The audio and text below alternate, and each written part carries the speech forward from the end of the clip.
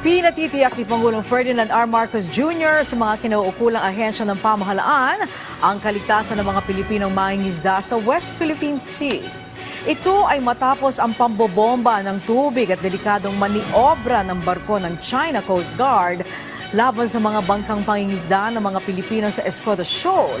Ayon kay Palace Press Officer Yusek Claire Castro, ipinag-utos ng Pangulo na mag-deploy sa mga estratehikong lugar para mas mabantayan at maprotektahan ang ating mga kababayan. Binigyan diin ng Malacanang ang matibay na suporta ni Pangulong Marcos Jr. sa pagbili ng mga karagdagang barko para sa PCG para mapaigting ang ating maritime presence. Samantala, sa hiwalay na pahayag, sinabi ng National Maritime Council na magpapatupad ang Pilipinas ng diplomatikong aksyon bilang bahagi ng pagkondena sa agresibong aksyon ng China.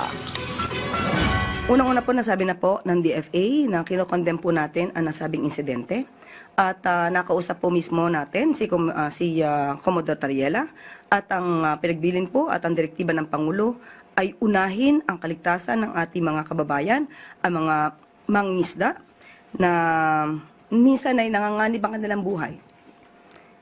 At pinag-utos din po na magkaroon ng deployment sa mga strategic location para mabantayan at mabigyan proteksyon ang ating mga mangingisda.